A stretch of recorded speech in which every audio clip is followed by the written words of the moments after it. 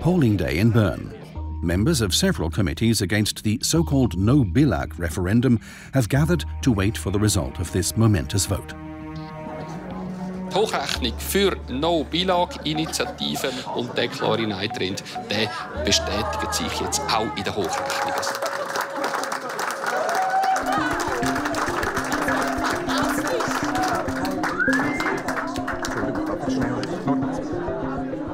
Clarity prevails, finally. And the result is clear. Almost 72% of voters reject the radical referendum which tried to abolish license fees for public radio and television. Yet all know the vote is only an interim step in a heated debate which will continue due to resounding criticism. Ich will für das zahlen, was ich selber konsumiere. In der Schweiz hat man ein bisschen zu lang versucht, die Bastion SRG zu zementieren. Da ist ein gewisser Unmut entstanden und der Unmut wird jetzt genützt mit so einer No-Billag-Initiative. Und Fehler sind doch in der Vergangenheit passiert. Es ist zu teuer, in diesem Fall ist es zu teuer. Weil das eigentlich in kommunistischen Bereich es gibt für ärmere Leute wichtigere Bedürfnisse als Radio zu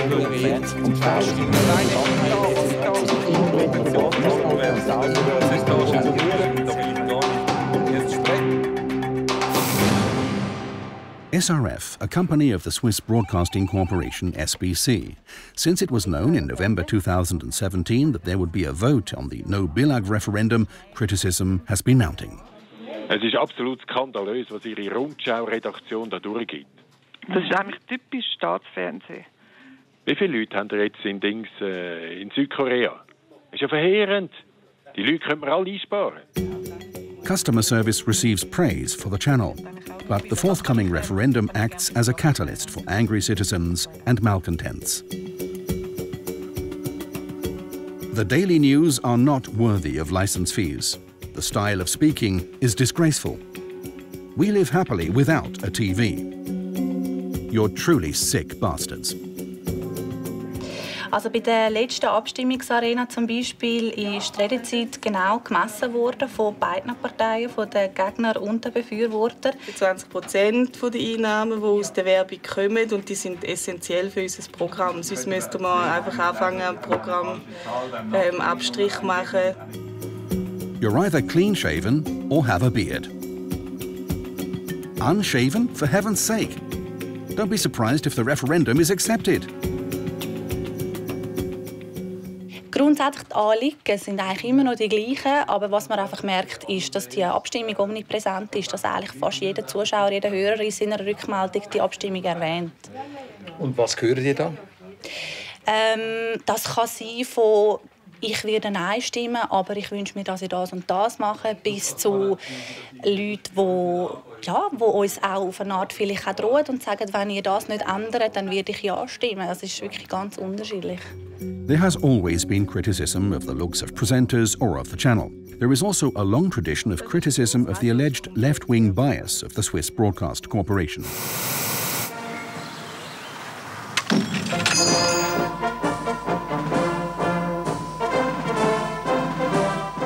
Das ist das Kommunisten-Schweizer Fernsehen. Wir brauchen keine gelenkte Demokratie, meine Damen und Herren, à la Arena. Ein Generaldirektor, der das SVP-Parteibüchlein hat, ist doch eigentlich undenkbar. Criticism from the right goes far back. Walter Hofer, member of the Swiss People's Party and Member of Parliament, founded in 1974 the so-called Hofer Club.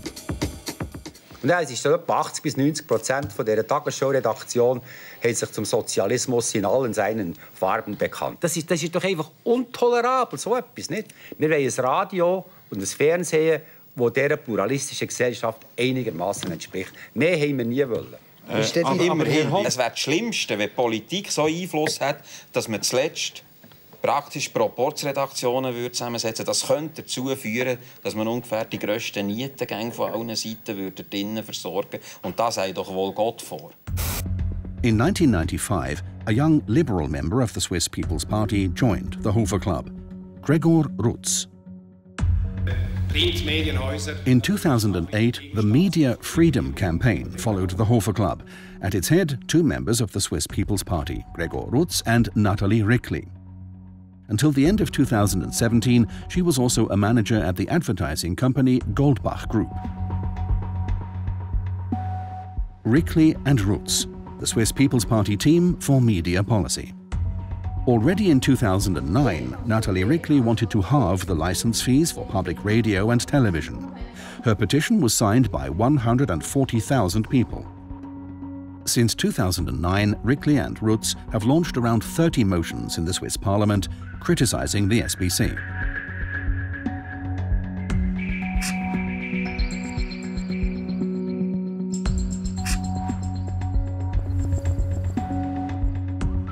He's the one who must deal with this growing criticism. Gilles Marchand became CEO of SBC last autumn. The biggest media company in Switzerland is under pressure like never before. C'est une situation inédite de crise sans précédent et les 6 mois qu'on vient de traverser étaient vraiment très difficiles. Mais en même temps, vous voyez, ça va peut-être vous paraître un peu étrange, mais moi je suis très attaché. J'étais parfaitement lucide sur la situation devant laquelle nous étions confrontés, à laquelle nous étions confrontés.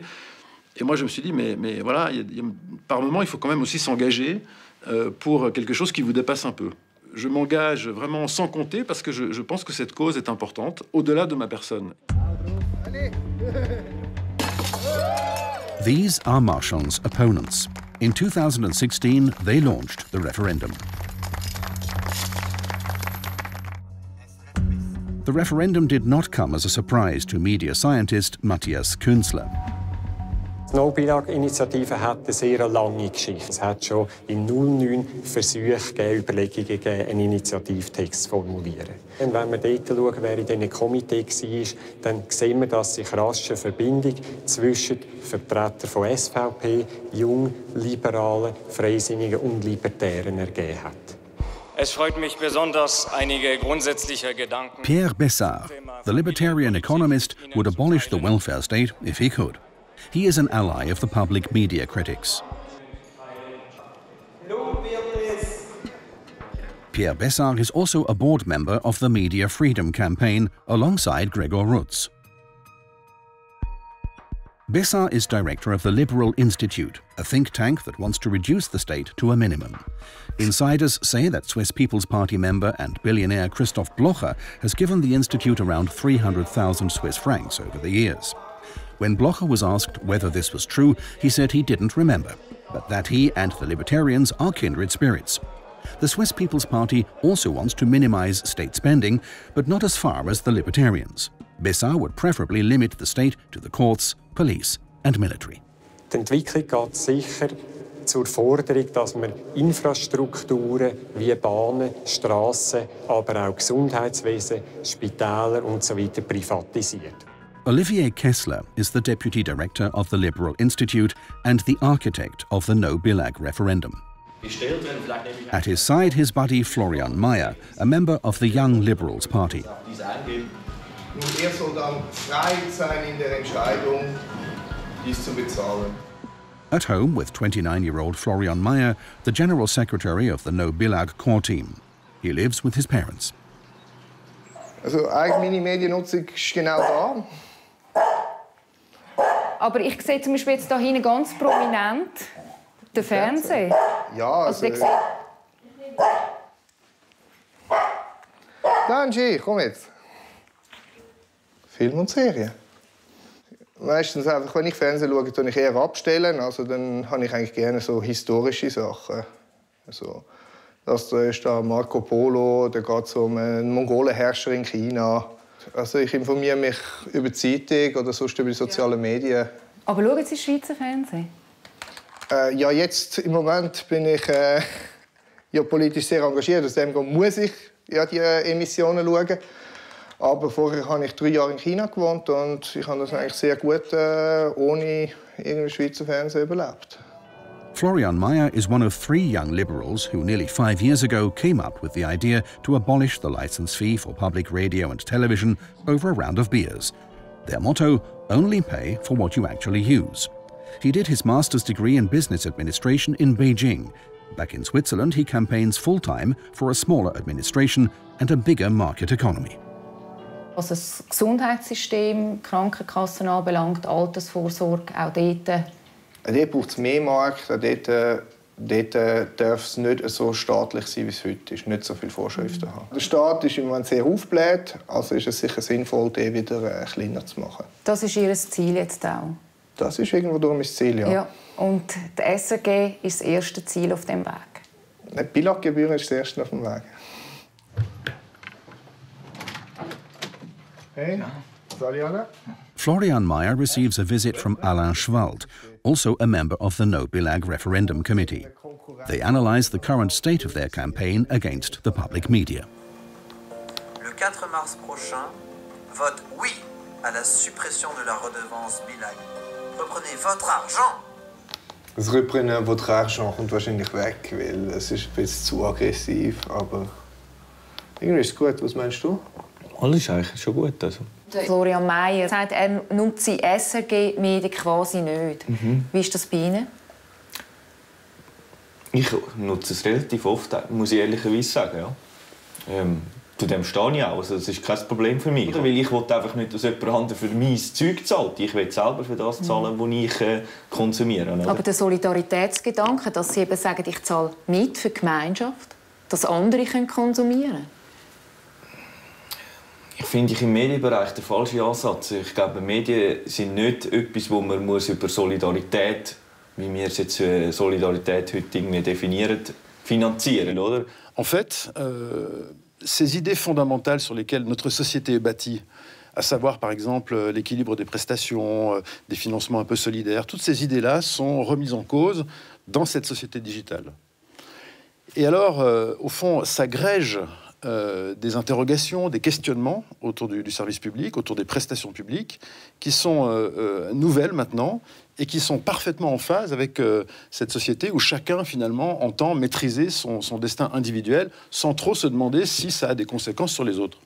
Et donc, on se retrouve en porte-à-faux par rapport à ces mouvements-là, à qui nous devons expliquer et réexpliquer qu'il y a un certain nombre de choses, de valeurs communes dans un pays, dans un espace culturel, qui ne sont pas toutes monétarisées, qu'on ne peut pas toujours acheter ou qui ne sont pas forcément à découper. Gilles Marchand took up his new position at a difficult time, a few weeks before the referendum debate picked up speed. He chose to move from Geneva to Bern. He has left his comfort zone with the new job, he says. Now he is always travelling, commuting all over the country and determining differences between the 4 language regions. Dans le monde francophone, on considère que l'État a une fonction légitime, un rôle légitime. Il sert à organiser la vie en commun. Et on le critique, on est fâché, etc. Mais fondamentalement, c'est important. J'observe en Suisse alémanique une relation différente avec ça. On se dit en Suisse alémanique plus volontiers, l'État, ok, mais si on peut s'en passer, pourquoi pas? Et donc, c'est pour ça qu'on développe ces idées de subsidiarité, par exemple, en Suisse alémanique, beaucoup plus qu'en Suisse romande. The SBC, the Swiss Broadcast Corporation, has never faced so much criticism. A CEO currently under pressure. That's why the new SBC boss is seeking dialogue with just about everybody. Here, he's courting the advertising industry in Geneva. Nous verrons ce qui va se passer, mais je ne suis pas en crainte par rapport à ça. Appearances in the French-speaking part of Switzerland are a home fixture for him. Marchand is a guest on the Infrarouge programme, a political talk show. Mais en fait, il y a une cacophonie de propositions absolument irréalistes qui montrent bien que c'est extrêmement compliqué et que les équilibres sont très fragiles en Suisse. Lucerne, Hotel Schweizerhof. 2 months until the referendum. Gilles Marchand is a guest in a podium debate. For the first time, he has to argue in a foreign language, German. Geschätzte Gäste. At his side, member of the Federal Council and Media Minister Doris Leuthardt. They debate with the No Billag advocates Olivier Kessler and Swiss People's Party Member of Parliament Lukas Reimann. Meine Frage natürlich an Sie. Was leistet denn die SRG? Zuerst möchte ich mich entschuldigen. Mein Deutsch ist nicht perfekt, wie Sie können es heute hören. Aber ich mache am besten, um meine Argumente zu geben. Was leistet die SRG? Die SRG gehört zu den Menschen, gehört den Schweizer. Und wir probieren, ein gutes Vollprogramm zu bieten, weil wir glauben, dass es ist nützlich für unser Wir-Gefühl innerhalb der Schweiz. Das ist unser Hauptauftrag. Meine Mutter schaut nicht dasselbe Fernsehprogramm wie ich und meine Enkel noch was anderes. Und in dieser Breite müssen wir doch für unsere Bevölkerung was präsentieren und nicht sagen, jeder bezahlt nur das, was ihm gerade passt. Gilles Marchand. Es gibt keinen Plan B, es gibt einen Plan L wie Liquidation. Das ist so. Wie? Wie Liquidation. Wie Liquidation. Sorry, Plan Liquidation. Ja, ich hab's nicht gehört. Okay. Was sagen Sie? Wenn Sie noch keinen Plan B ausgearbeitet haben, sind Sie dann in Ihrem Büro nicht besser aufgehoben, das jetzt auszuentwickeln, als durch die ganze Schweiz zu touren und den Leuten Panik zu machen und zu sagen, es gäbe uns danach nicht mehr?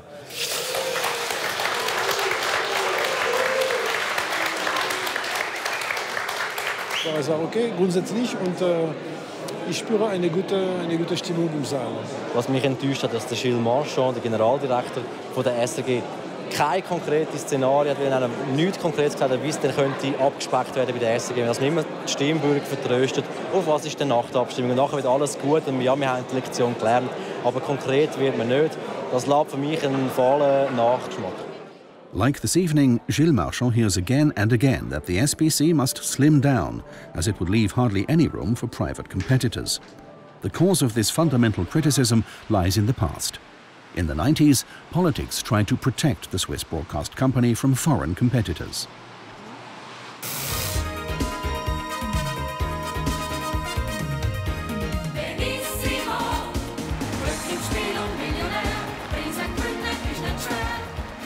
Bonjour, Monsieur Nicolier, c'est Adolphe Oki. Bonjour, de l'espace. Freude herrscht, Monsieur Nicolier. The Swiss broadcast company, strong and undisputed at that time.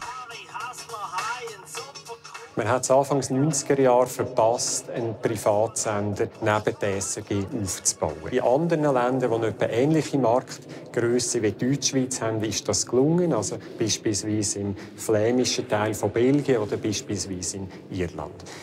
Dort hat die Politik das eigentlich mit unterstützt.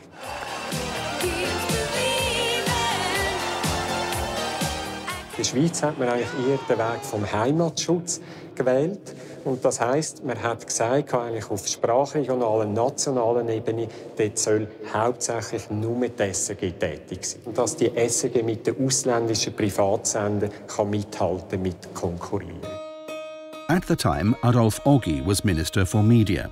Next to him, Rainer Keller, who was Deputy Director of the Swiss Federal Office of Communications. Keller wrote the principles for a law which cemented the SPC's dominance. Rückblickend, wenn man es heute anschaut, sind wir nicht ein bisschen zu vorsichtig gewesen? Ja, das ist eine schwierige Frage. Vielleicht schon.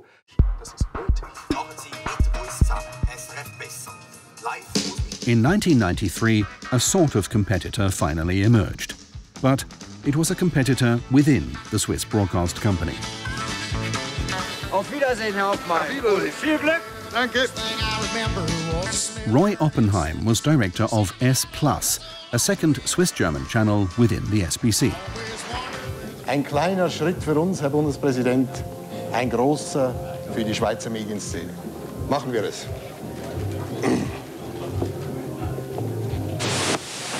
Ich würde sagen, dass man innerhalb der SRG eine Konkurrenz schaffen sollte. Das ist mehr als gewagt, oder? Also man kann ja nicht innerhalb von einer Firma ein Konkurrenzsystem etablieren zwischen zwei Einheiten, die eigentlich zusammenarbeiten müssen. S+ was finished after only 1.5 years.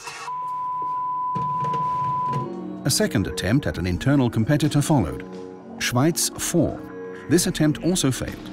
S Plus and Schweiz 4, around 180 million Swiss francs in lost license fee money. Es sind natürlich x Millionen verbrannt worden, eigentlich. Ich würde meinen, jetzt wieder besseren Wissens, oder? Also es ist irgendwo ein reiner politischer Wunschkatalog, oder? Das ist das erste private Fernsehen der Schweiz. Tele 24. TV3. Schweizer Fernsehen wie noch nie. At the end of the 90s, two really private national television broadcasters emerged to rival the Swiss broadcast company, TV3 and Tele24. But they only survived 2 to 3 years. Wieso haben es denn die nicht geschafft, wenn es ja in Belgien gegangen ist? Ja, vermutlich war das schon zu spät gewesen. Weil Ende 90er Jahre ist ein neues Phänomen aufgekommen, nämlich, dass man Schweizer Werbung auf ausländischen Privatsender, also zum Beispiel auf RTL oder auf Sat.1 Pro7 schaltet. Und damit sind die schweizerischen Privatsender schon an einem viel härteren Wettbewerb im Werbemarkt ausgesetzt gewesen. Est-ce que ça a véritablement empêché des acteurs privés de se développer? Je ne le sais pas. Ce que je constate quand même, c'est que dans les années 90, lorsque les Werbefenster sont apparus, les fenêtres publicitaires sont apparues, l'idée de départ était que ces fenêtres publicitaires, en fait, investissent en Suisse des programmes, investissent de l'argent pour faire du contenu original suisse. Bon, je crois qu'elles ont fait ça 2 ou 3 ans, et puis ensuite, qu'est-ce qui s'est passé? Eh bien, elles ont progressivement replié leurs investissements en Suisse. Elles n'ont gardé que l'acquisition publicitaire, qui est absolument rentable puisqu'il n'y a pas de réinvestissement. Pourquoi? Parce que c'est extrêmement difficile de rentabiliser dans un si petit territoire subdivisé en langues une activité audiovisuelle. At the beginning of the new millennium, only the Swiss Broadcasting Corporation, SBC, remained, as the strong and self-confident market leader. 2 decades later, the market strength has become a political weakness. Wunsch? Etwas wünschen wollen? Wunschflyer wollen? Nein. Wunschflyer wollen? Ja, gerne. Was würdet ihr euch wünschen, wenn ihr 400 Franken mehr im Sack hättet? Nicht von euch. Wir haben heute Handys, die mehr können als Fernsehanstalten vor 10 Jahren noch machen von der Qualität der Bilder und von der Übertragungsgeschwindigkeit. Die Qualität und Übertragungsgeschwindigkeit der Bilder ist völlig nebensächlich. Guter Journalismus ist wichtig. Ich glaube, es ist ein Mythos, dass man sagt, die SRG gibt es nachher nicht mehr. Du musst vielleicht dann einfach sagen, wenn du SRF 1 willst, musst du halt dafür direkt zahlen und nicht mehr eine pauschale Gebühr. Oder? Ja, und eben heutzutage kann man auch online Fernsehen, man kann heute Netflix schauen, was sonst schon alle machen. Also, ich glaube, das Fernsehen, wie wir es heute kennen, wird so oder so mehr und mehr absterben. Darum, ja, auf jeden Fall. The referendum representatives bump into federal MP Jacqueline Badran in the shopping hustle. Auch kann ich die vor der Kamera total verreissen. So, oder? Ganz genau so. Das ist halt nicht so für Demokratie. Wir sind mega für Demokratie, ihr mit eurem libertären Scheiß, oder? Ich wünsche euch schon die besten. Und überhaupt, mit Lügen gewinnt man am Schluss immer noch keine Abstimmung. Swiss People's Party Mauro Duena is also shopping today. Nicht lange überlebt. Zum Beispiel, ich wünsche mir ein Nein zu No Billag. Und die Initianten lügen natürlich im Bereich der Preise. Ja, was lügen? Vater gerade die Bevölkerung anschauen. Und dann gehen sie einfach erzählen, ja, man kann ja dann nachher ein Abo lösen, wo dann, ich habe es durchgerechnet, für die Tagesschau allein würde 1080 Franken kosten im Jahr. Es ist auch natürlich so, dass jetzt Gegner von der No Billag das einfach behaupten, um jetzt ein bisschen Stimmung zu machen im Abstimmungskampf. Ja, wir haben auch gerechnet. Ja, aber du wir hast jetzt all angerechnet. Du, ja. Ausser es ist gerade ein Faktfehler passiert. Genau, ja, super. Florian Mayer is on his way to the broadcast studios with his ally Christian Riesen. They want to watch the recording of the Arena program, a weekly political talk show.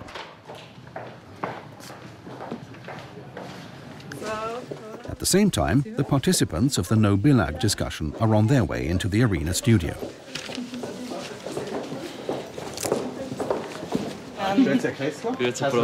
Welcome back. Olivier Kessler is worried about the balance. He demands that not the presenter, but a No Billag advocate does the interview with Media Minister Doris Leuthard. Ist das nicht ganz ausgewogen? Also wenn schon befragt irgendjemand, der von der Initiative dafür ist, Bundesrätin und Sie können mich oder Herr Kleber oder wer auch immer befragen. Unser Konzept ist ein anderes. Wir haben das Konzept, dass ein Journalist sehr wohl fähig ist, kritische Fragen in beide Richtungen zu stellen.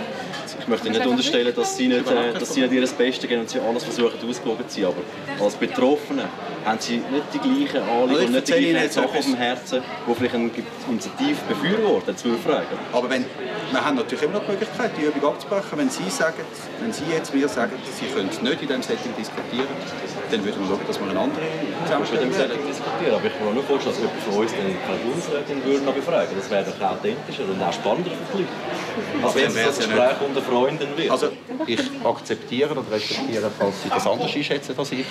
Ich mache es so gut, wie ich kann. Und selbstverständlich bin ich sehr gespannt auf Ihr Feedback, entweder während der Sendung oder nachher. Merci vielmals. Florian Meyer follows the recording in the television restaurant. He is unaware of all the backstage confusion. He doesn't agree with the arguments in favour of the licence fee. Ja, sicher funktioniert der Markt nicht, wenn man neben 1,3 Milliarden dorthin buttert. Also. Aber es hat zum Teil so einen Blödsinn-Kanal. Also, du bist in Zürich, da der Radio Lora, das ist keine Ahnung, was die bringen. Das ist so völlig irgendwelche kommunistische Philosophiesendungen und nebenbei irgendwelche Blödsinn. Ja, und jeder hofft darauf, dass er nachher eben auch noch irgendwo Geld vom Staat in den Arsch geschoben hat. Today, 34 private radio and TV stations receive licence fee money in addition to the SBC. The majority of the money goes to the SBC. It operates 24 radio and TV channels in 4 language regions.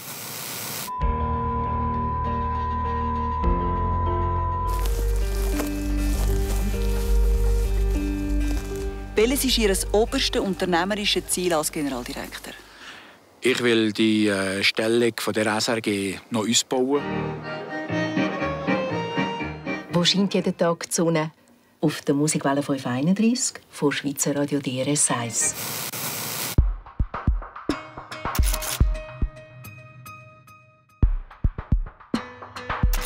Sie hören Swiss Kultur und Jazz, den Sender von Liebhabern für Liebhaber.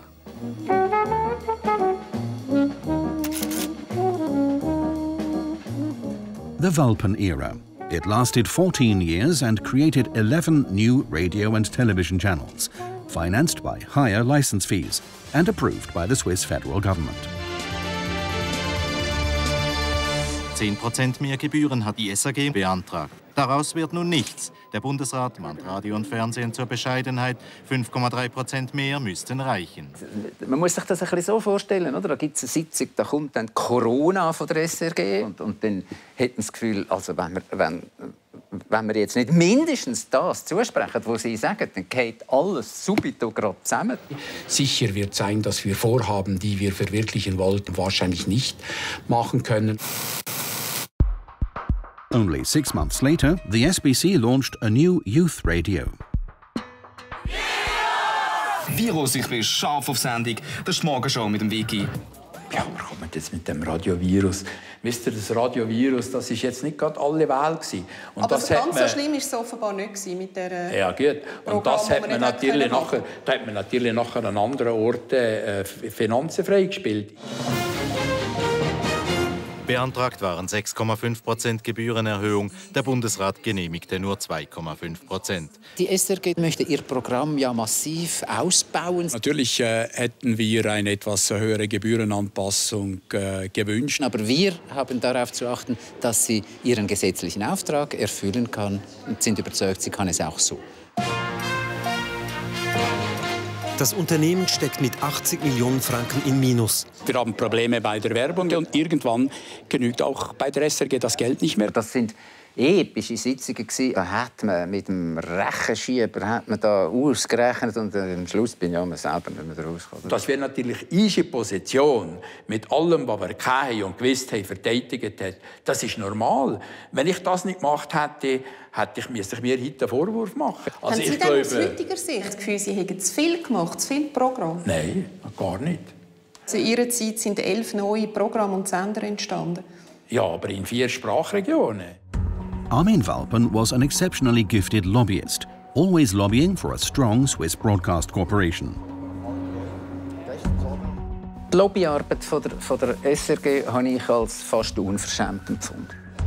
In 2004, the SBC lobbied against private regional TV broadcasters receiving money from the license fee pot. At Walpen's side, Christian People's Party colleague Norbert Hochreutener, previously an SBC journalist. Ich gehe mal schnell noch mit etwa 2, 3 von den Freisinnern. Der Weigel wird sicher mitmachen. Ich gehe noch mit Fair. Also fair ist verstanden, ja. Paul hat auch noch ein paar. Also das eigentlich, wenn das nicht mehr funktioniert.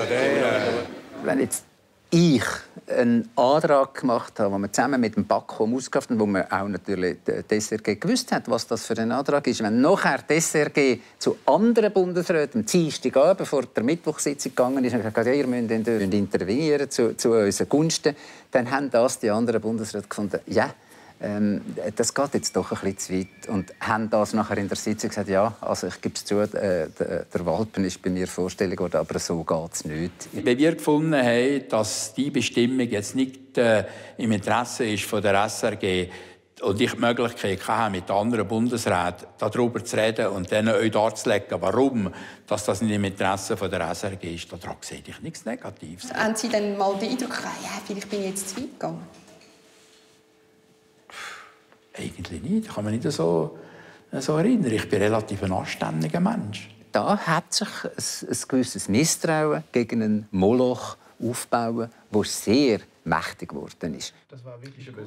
The new CEO puts the image of SBC being too big into perspective. Si on s'observe à l'échelle du pays, oui, la SSR est très grande et très forte. Si on s'observe encore une fois à l'échelle de nos réels concurrents, alors non, la SSR est assez petite. Par exemple, on ne m'a jamais dit une seule fois, et moi je suis tout le temps en train de discuter avec mes collègues européens, jamais cette image d'une SSR arrogante n'a été une seule fois formulée en Allemagne, en France, en Italie. Jamais. Au contraire, dans ces pays-là, on trouve que les Suisses, le service public suisse est vraiment smart, humble, extrêmement gentil, petit. Under Armin Walpen, the SBC got stronger, but at the same time, public criticism started to grow. Es ist ein Unmut entstanden aus einer grossen Expansion, aus einem arroganten Auftreten von vor allem vom CEO. When in 2005 it was made public that Armin Walpen drove a Porsche Cayenne as a company car, a communications fiasco developed. The SBC first claimed that Armin Walpen had bought the Porsche with his own salary. Then it had to admit that the SBC provided the Porsche and a driver as well. All paid for with license fee money. Rainer Keller recalls. In dieser Woche sind wir habe ich das Gefühl, so kommunikativ mit dem Rücken zur Wand gestanden. Und die Porsche-Affäre war schon aber etwas tiefergreifendes. Es hat in dieser Ära an Transparenz gemangelt. Man hat nicht gewusst, wie viel Geld das Top-Management geht. Auch Aufsicht und operatives Geschäft war nicht gut getrennt. Und es ist immer mehr Kritik gekommen, dass es an Transparenz mangelt.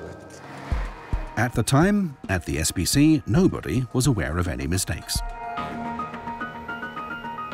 Man hat sich vielleicht ein bisschen zu wohl eingerichtet in einer privilegierten, sehr privilegierten Situation. Man hat vielleicht sogar vergessen, wie privilegiert man ist. Sie selber haben sich auch so gesehen?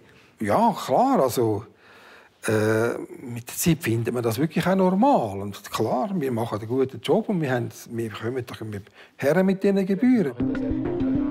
Times have changed. Gilles Marchand wants to advocate transparency.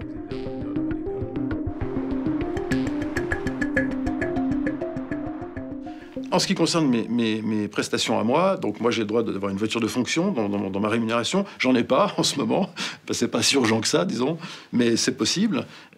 J'ai une rémunération qui est publique. Ma part variable dépend de mes résultats. J'ai un conseil d'administration à qui je rends des comptes. Nous sommes contrôlés par l'OFCOM. Bon, franchement, disons, voilà, j'ai pas le sentiment qu'on est laissé à l'abandon dans une jachère, je ne sais où. Non, on fait les choses de la manière la plus professionnelle et correcte possible. Gilles Marchand was director of television and radio in the French-speaking part for 15 years. He was also a member of the SBC's management board. Under his leadership, the Swiss Broadcast Corporation must change more than ever. Vous avez un joli mot en allemand c'est le Haltung. Hein, le Haltung. Voilà. Est-ce que nous avons le Haltung qui convient? Est-ce que parfois tel ou tel collaborateur, à tous les niveaux, à tous les étages, ont le sentiment que tout est dû?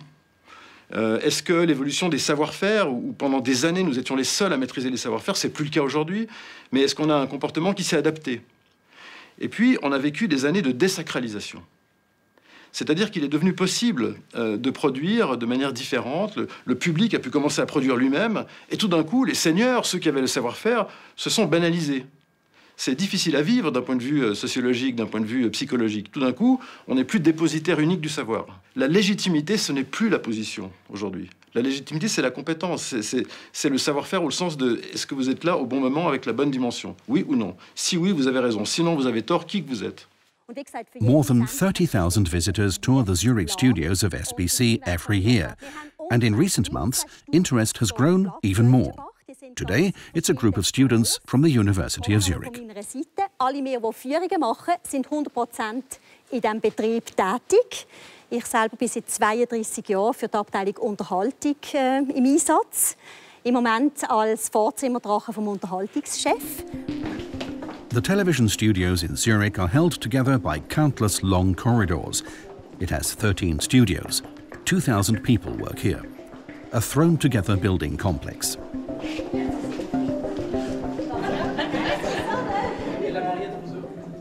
Studio 8 in der schönen Stube von Jonas Breuer von der Arena, also das Originalstudio.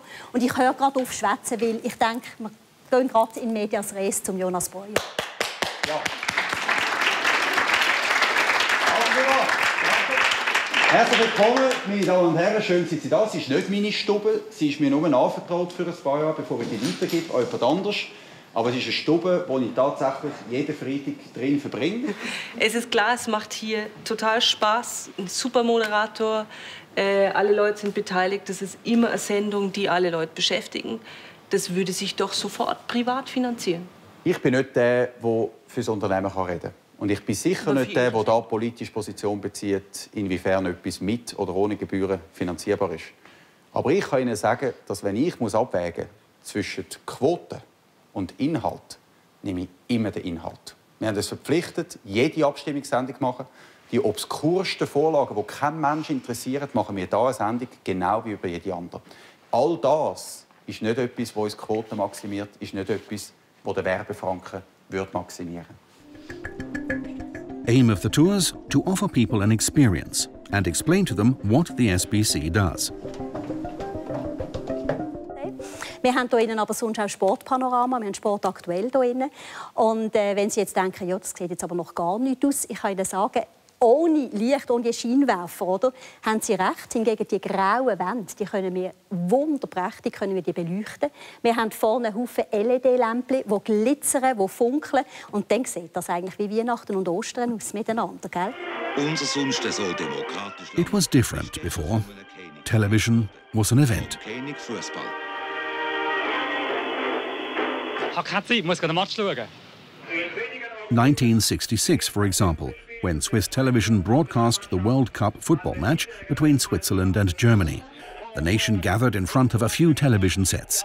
The public witnessed Switzerland's 5-0 defeat live. And Swiss radio at the time. Popular, undisputed, unrivaled. A medium for news and emotions. Weltweit ist die Ausstrahlung des schweizerischen Kurzwellensenders, der zur Aufgabe hat, dem Auslandschweizer und dem ausländischen Hörer die Schweiz nahezubringen.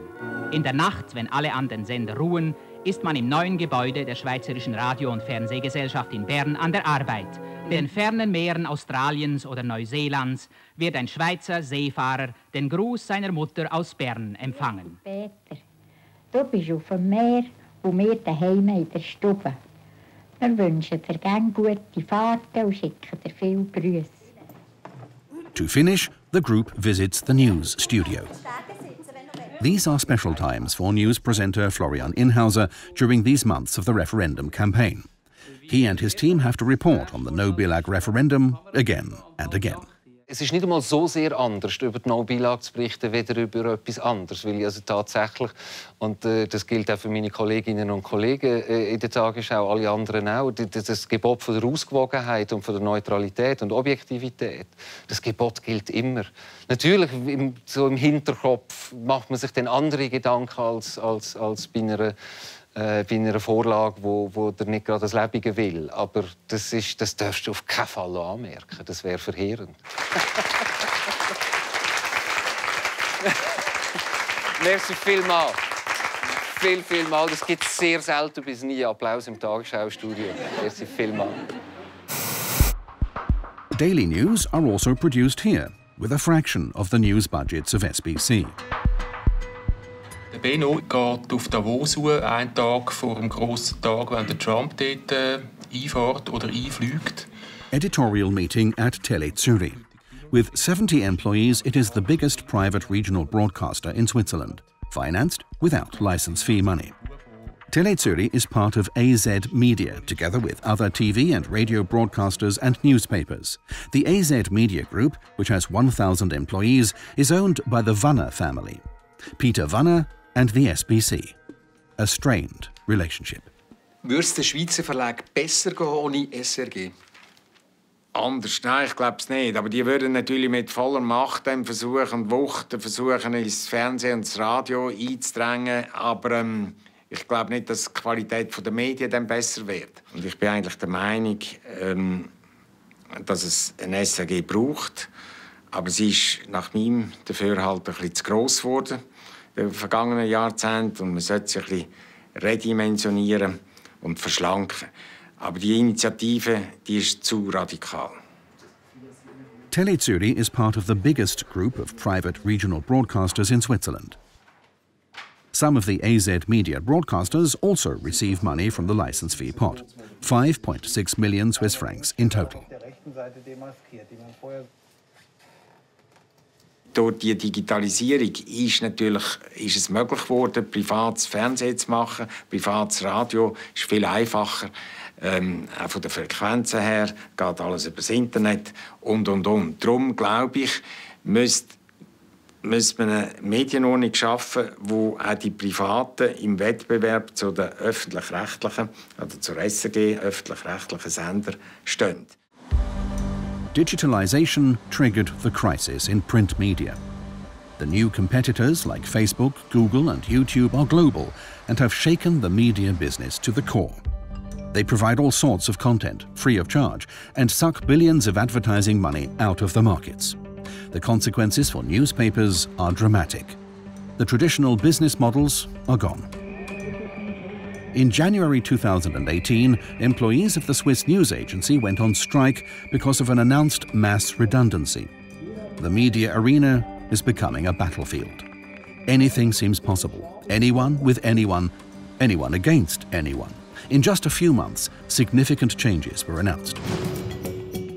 The holding company of the Basler Zeitung, controlled by Swiss People's Party politician Christoph Glocke, is absorbing Zehnder Media, 25 free newspapers with 800,000 readers.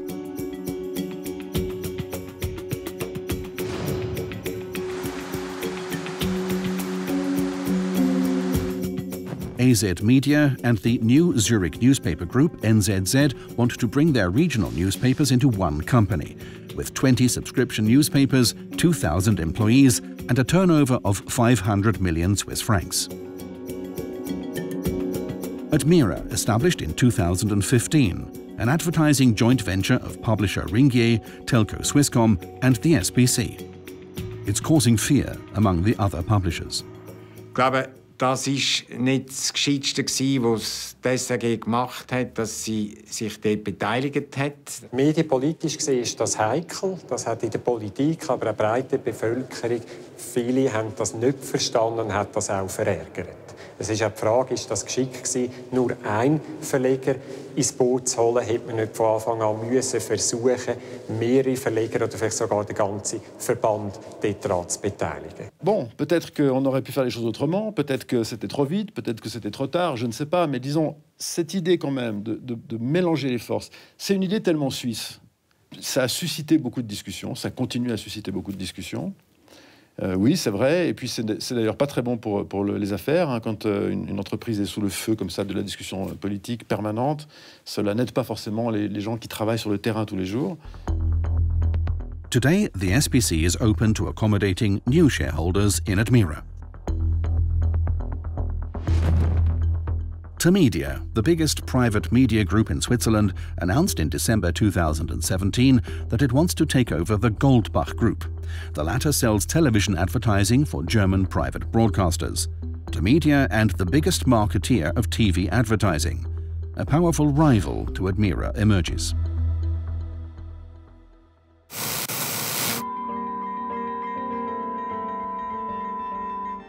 The former SPC CEO Roger de Weck wasn't only criticised for being the architect of Admira. Auch als Person war natürlich handicapiert, weil früher als Publizist hat immer sehr stark rechtsbürgerliche Kreise kritisiert. Und das heisst, ist natürlich, als jetzt Generaldirektor geworden ist, von Anfang an ein rotes Tuch gewesen, egal was macht. He straightened out the SPC's finances during his time. However, he missed critically scrutinizing the size of the Swiss broadcast company, says Rainer Keller, who was responsible for strategy at the time.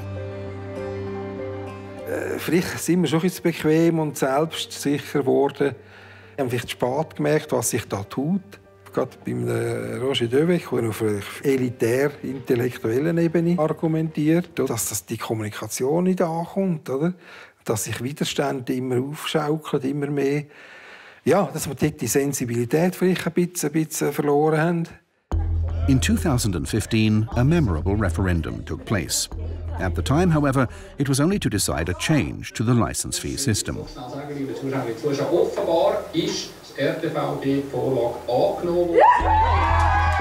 The introduction of the so-called household fee was only accepted by the slimmest of majorities, a warning shot for the Swiss Broadcast Corporation. Das Medienhaus SRG gehört den Bürgerinnen und Bürgern. Und dass es jetzt eine breite Debatte geben wird im Parlament und in der Öffentlichkeit, das ist gesund, das ist wichtig, das ist nötig. And the debate was conducted loudly and spitefully in the months before the no Billag vote. It also engrossed the SPC's management board. In the event of a yes, the management board would have initiated the liquidation of the company. In the event of a no, the SPC should be restructured.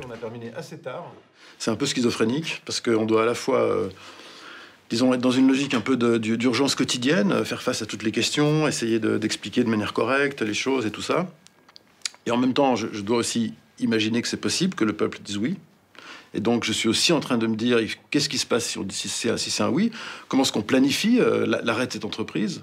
Ce qui est très difficile psychologiquement à vivre. Et moi, je dois le faire avec mes équipes, c'est normal, c'est ma responsabilité. Et en même temps, je dois me dire, bon, alors si c'est non, par contre, comment est-ce qu'on projette? Et voilà, c'est un... Si vous voulez, pour prendre une image, c'est un changement de focus permanent. C'est comme si vous êtes avec un appareil de photo en train de balayer un paysage et que vous êtes constamment en train de refaire le cadrage. Hein, ça, c'est un peu ma vie quotidienne en ce moment. Je change de focus tout le temps. Sunday, the 4th of March. Today, it will be decided whether the SPC exists or not. After the first results, Gilles Marchand and Michel China are optimistic. Marchand's home city of Geneva is heavily loyal to the Swiss Broadcast Corporation. 74%. Das freut, oder? Sehr, ja. Ja, das freut. Irrespective of how the day goes, one thing seems obvious. The SPC leadership wants to appear humble today. Tu peux venir à 15h au National, on va commenter un peu tout ça, quoi.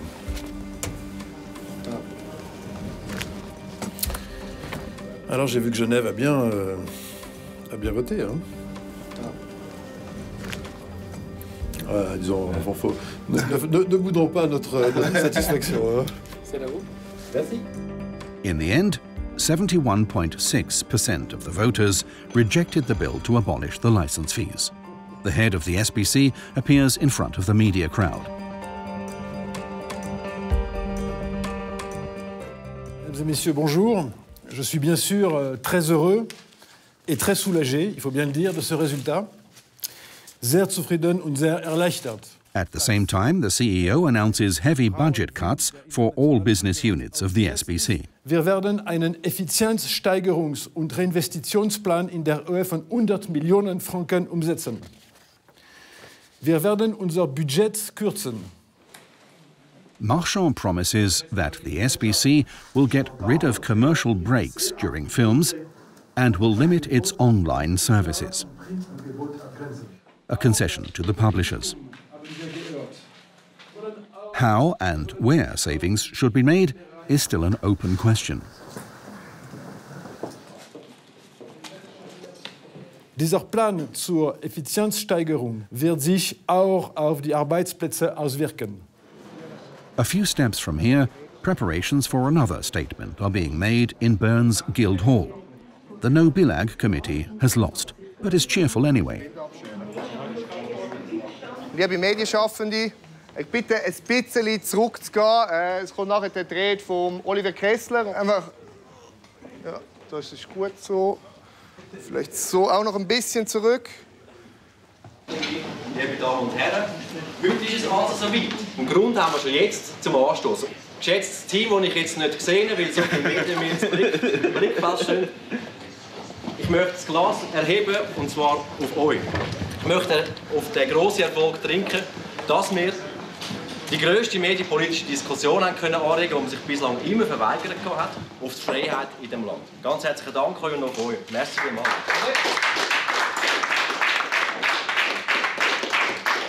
Schlussendlich ist natürlich eine gewisse Enttäuschung da, weil wir haben uns ehrenamtlich viele Jahre für das Projekt eingesetzt und dass jetzt so eine deutliche Ablehnung ist natürlich schade. Und wir haben natürlich bis zuletzt gehofft, dass es wieder mal eine schlechte Umfrage ist, die nicht stimmt. Das hat es ja in der Schweiz alles auch schon gegeben. Aber ja, jetzt haben wir das Resultat und es ist relativ klar. Despite clearly losing the vote, the committee is in a celebratory mood. Their idea triggered months of heated debates in Switzerland. And today, there is also significant interest from Swiss and foreign media. The committee members are gladly using the many microphones offered to them. Wir haben natürlich ein Stück weit gewonnen. Dieses unglaubliche Wachstum, man kann von Wuchern sprechen, der SRG ist zumindest gebremst. Ich glaube nicht, dass diese Debatte beendet ist. Vielleicht brauchen wir auch hier mehrere Anläufe, bis die Gerechtigkeit obsiegt. After the battle, the opponents of the referendum gather around the winner of the day, Media Minister Doris Leuthard, in the media centre of the Swiss Parliament building. Gilles Marchand talks with publisher Peter Wanner, two men whose interests do not often correspond. What does Wanner think of Marchand's promise to change the SBC? Das finde ich mal ein Schritt in die richtige Richtung. Man kann noch ein bisschen zulegen, aber es gibt sicher Diskussionen. Aber ich finde es gut, dass er reformbereit ist. Today, Gilles Marchand had to explain in dozens of interviews how the biggest Swiss media company would proceed following this vote. Just one more final TV appearance. This time, at least, in his native French. Il y a une dimension symbolique. Ce que la Suisse a décidé aujourd'hui, en toute conscience citoyenne, c'est un message qu'elle envoie à l'Europe aussi. C'est au fond, dans quelle société on veut vivre. Est-ce qu'on veut vivre dans une société? Est-ce qu'on veut vivre dans un magasin? Je crois que ce qui a été dit aujourd'hui va au-delà de ce que nous sommes. Bien sûr que c'est bon pour la SSR, bien sûr que c'est bien pour les radios et télévisions privées, mais ça va au-delà. C'est une réflexion de société qui a été posée, et je pense que la Suisse, d'une certaine manière, a fait preuve d'une très grande maturité politique. Eh bien, au fond, protéger un service public, le surveiller aussi, il doit rendre des comptes, c'est une façon de décider de vivre un peu autrement. Et je suis fier, au fond, que la Suisse ait dit ça aujourd'hui aussi clairement.